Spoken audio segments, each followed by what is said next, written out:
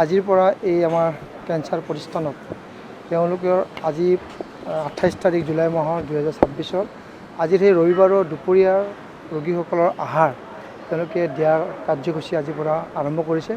প্ৰতিটো ৰবিবাৰে দুপৰীয়া আহাৰ এই অনুষ্ঠানে বা এই স্বেচ্ছাসেৱী সংগঠনে এই প্ৰতিষ্ঠানত ৰোগীসকলৰ মাজত বিতৰণ কৰিব।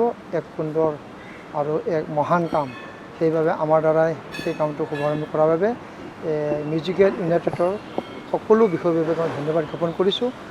এটা ভাল হেঁপাহ পলোৱা এটা কাম আজি কৰিব পাৰি বৰ আনন্দিত হৈছোঁ।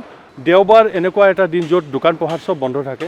আমাৰ ইয়াতে শ কেঞ্চাৰ পেচেণ্ট, বৰ দুৰ্ভগীয়া কেঞ্চাৰ পেচেণ্ট, তেওঁলোকৰ যিবিলাক এটেণ্ডেঞ্চবিলাক আছে, তেওঁলোকৰ পৰিয়ালৰ মানুহবিলাকে এসাঁজ খাবলৈ বৰ দিগদাৰ পায়, তেওঁলোকে নাপায়। বাহিৰত গৈ দোকান পোহাৰ বন্ধ থাকে, তেওঁলোকে ৰাতিপুৱাৰ পৰা ৰাতিটো তেনেকৈ পেচেণ্টৰ দেখভাল কৰাৰ কাৰণে নিজে ব্যস্ত হৈ থাকে।